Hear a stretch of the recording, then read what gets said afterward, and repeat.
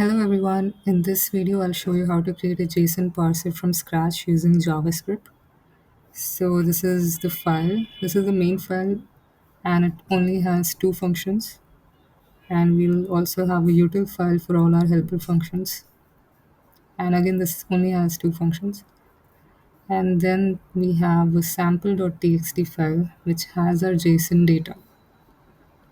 For a better view we can make use of data.json as well. So both the files are the same. I'm just making use of two files to make sure I don't unknowingly make any mistake while editing this file if needed. So by mistake, I might remove the double quotes or something like that. So I'm just making use of data.json to verify the JSON data present in sample.txt file. It's totally up to you whether or not you want to make use of two files. Now let's look at the character util file. So we have two functions. Let's look at the find next character one. So what this function does is we are sending a character as the argument, and it will find the next occurring character. So if the character is double quotes, it will return the index of the next double quotes. Or if it's not a double quote, so it might be a square bracket or a curly curly bracket. So it returns the index of the same. But here we may encounter nested arrays or nested objects as well. So to tackle that, I'm making use of a counter variable which counts the number of opening brackets encountered. And if we encounter any closing brackets, so we decrement the counter. And ultimately, if the counter becomes zero, we return that index. And in the end, I'm just returning the start index because I don't want to get into an infinite loop if any error occurs. So that's the function. Next, we have format JSON. So it simply formats the JSON data. It removes any characters that are not valid or any spaces. So we are only allowing these characters and alphabets and numbers. So that's it. Any other character apart from this is not allowed. So we're just filtering out all the other characters and returning the formatted JSON data in the form of a string. That's it. Let's look at the parser.js file. So here we have two functions. This is our main function, parse JSON. So if the JSON data that is parsed is empty, we'll return the data. Else, we'll just simply create a parse JSON object, and we are removing the starting and ending curly brackets if they are present. And then we are running through the JSON data string, and if we find a double quote, so as you can see here we have our keys in double quotes. So if we find a double quote, we try to find the next occurring double quote, and once we have that we get the substring, and then we make use of set data function to format the key obtained. We'll look at the set data function in a minute. So once we have the key, we increment the value of I to this value. So basically, if we have the key as ID, so we want the iteration to start from colon's index. So that's what we are doing here. So next, if the character is colon, so again we'll get the next char after colon, and we are getting the next char index as well. So what we are trying to do here is, if the value is not in double quotes, we'll check whether the value is an alphabet or a number. If the value contains alphabets or numbers, if it is true and it is not in double quotes, we'll throw an error saying value not in double quotes. If it's not a double quote, then it may be a square bracket or an angular or a curly bracket. So basically, it might be an array or an object. So we are getting the character index of that. Else we'll just throw an error saying invalid character.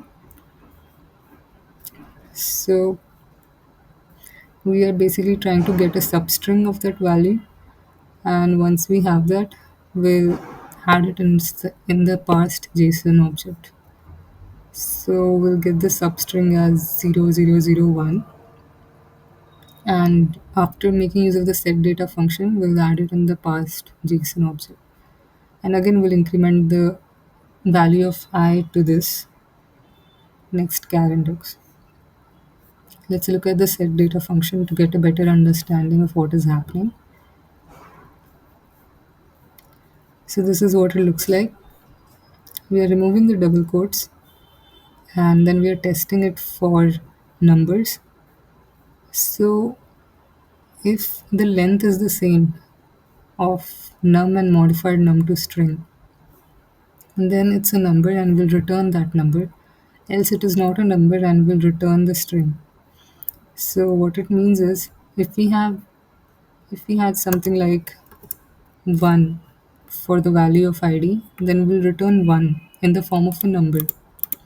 But here we have 0001. So we shouldn't be returning 1 after formatting this data. So that's what I'm doing here. So we are returning that 0001 in the form of a string. And then true is returned as true, false, null, and undefined are returned as it. If we encounter, now there can be two cases. We can encounter an array or an object. If it's an object, then we can call parse JSON function and send that value inside that function as a parameter. If it's not an array, if it's not an object, then it can be an array. So we are checking for closing brackets, and then we'll remove the first and the last character via slice. After removing those characters, if we still encounter an opening square bracket inside that, it means it is a nested array. Or we may encounter curly brackets. So it can be an array of objects, as you can see here. Or if we don't encounter anything except comma, it means it is a normal array. It's nothing nested here. So we can directly split it, make use of set data function to format it and push it inside this, and make use of reducer function to return that array. And we can break out of the loop. But if it is a nested array, we have to find the next closing bracket. Once we have that, we can get the substring and assign it to val. If it is again a nested, again there's another array present, then we'll make use of set data. Else we'll just split and push the data inside the array. For object, we can find the next closing bracket, assign it to val.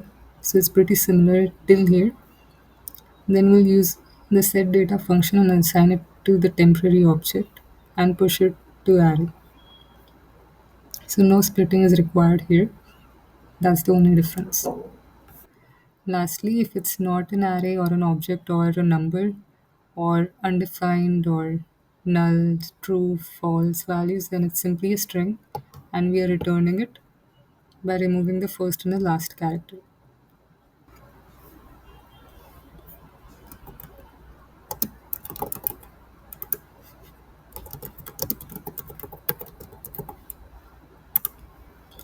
So after getting parsed, it looks something like this. So the numbers are highlighted as this here. Let me show you what it was in string before. Now it looks like this. And it is in the form of object, which is correct. And yeah, so if I try to get the value of that, let's make use of, let's say we have JSON dot image of 0.height.k. Let's see whether we get 1 or not. Dot image of 0 dot height dot k.